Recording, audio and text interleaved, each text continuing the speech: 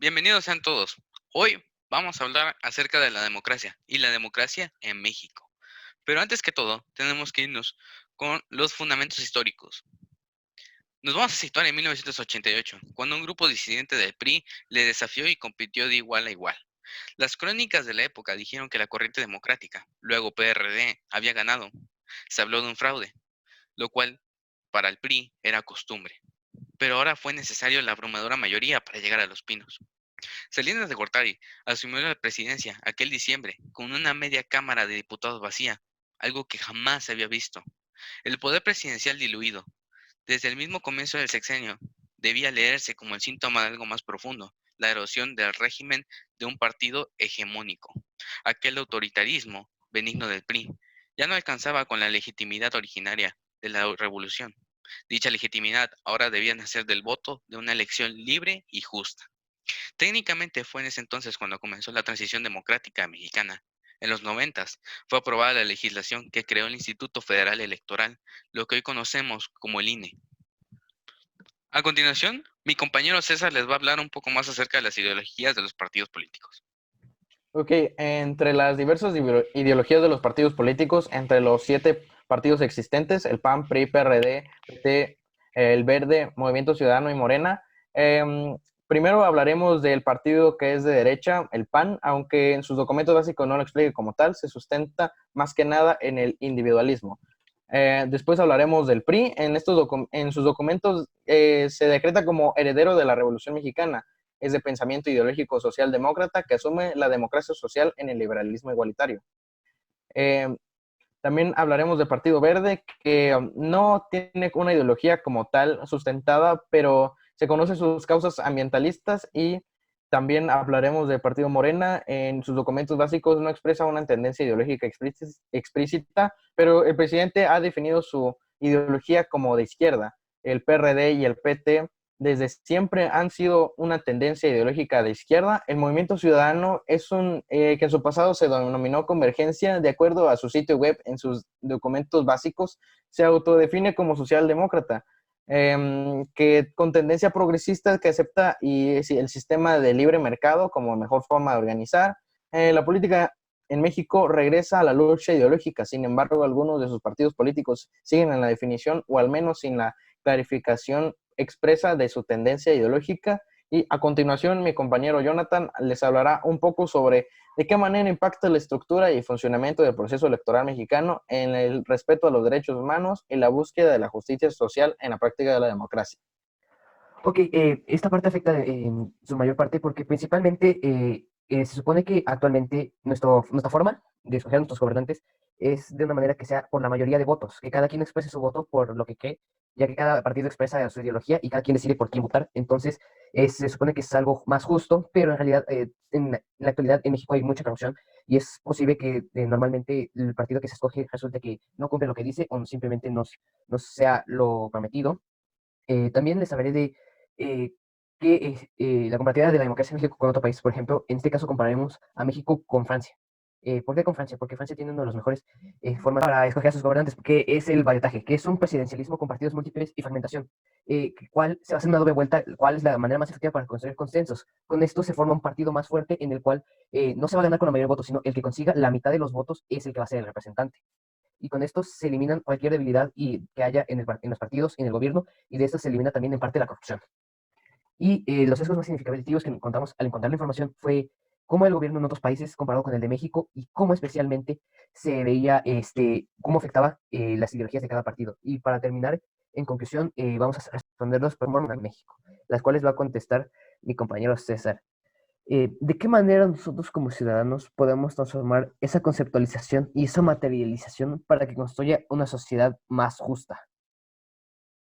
Bueno, primero México afronta muchos problemas, los cuales son, por ejemplo, la corrupción, los fraudes, el nepotismo, el empoderamiento ilícito, y uno de los más importantes o uno de los más graves es la falta de activismo social para el progreso de la política en México.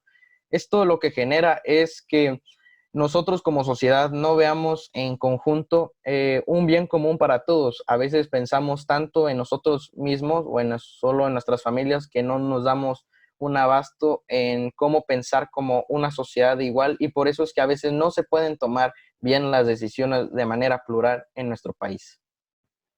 Ok, entonces para finalizar sería que cambiar de esa manera estructurando, cambiar, eliminar la corrupción y para empezar también instaurar una forma para escoger un gobierno correcto como lo es en Francia, ¿no? Me estás dando a entender esto y también, eh, claro que no se puede hacer de un solo momento porque nuestro gobierno actualmente ha estado por mucho tiempo y esta forma de democracia ha estado también por mucho tiempo en México y no sería un cambio rápido. Me doy, Claro, esto sería más que nada un proceso en el cual nosotros como ciudadanos veamos qué es lo mejor para nosotros y tomar los sistemas políticos de otros países para implementarlos en México y así eliminar esos problemas que nosotros tenemos de corrupción, empoderamiento ilícito, un gobierno que está a veces asociado con el narco y cosas por el estilo.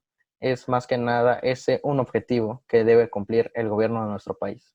y con esto concluiríamos nuestra participación por hoy. Muchas gracias. Buenas noches, nos presentamos hoy ante la señora Amparo Vera Velázquez para hacerle una serie de preguntas. ¿Cree que en México hay un buen ejercicio de la democracia? Pues pareciera que no, ¿Por qué piensa así? porque en algunas ocasiones hay imposición. ¿Usted participa en elecciones federales, estatales o municipales?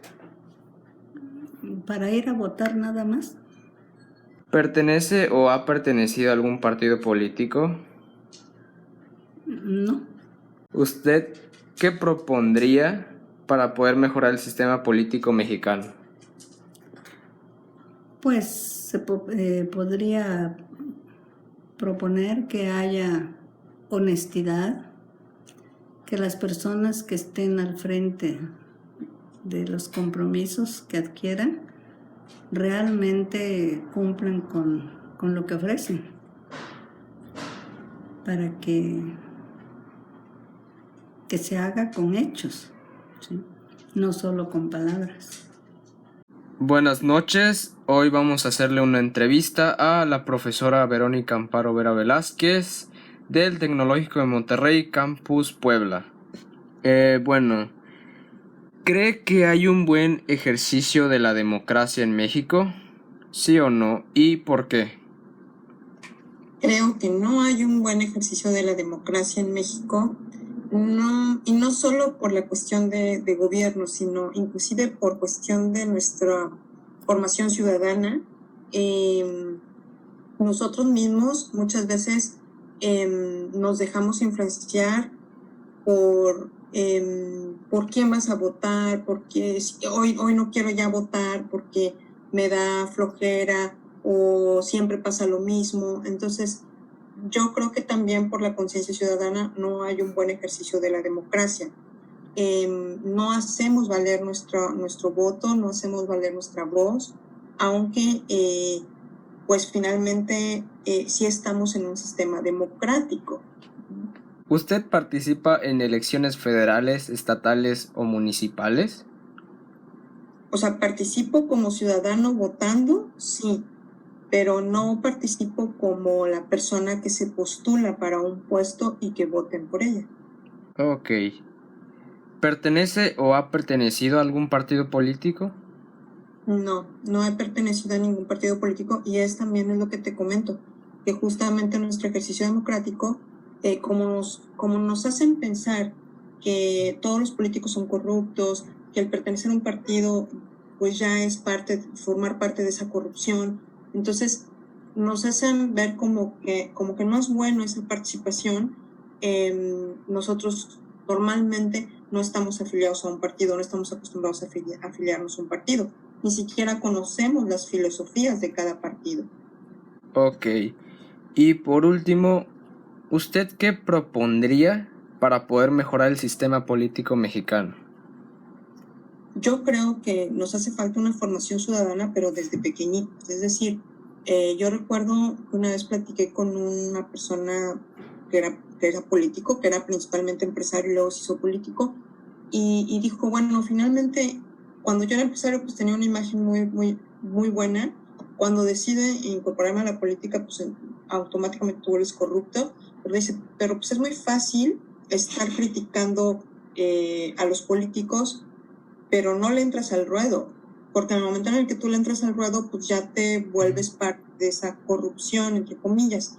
Entonces, creo que una formación ciudadana desde pequeños y estar viendo que esa es la forma de hacer valer nuestra voz y que no es malo, debería de empezar. Ok, muchas gracias.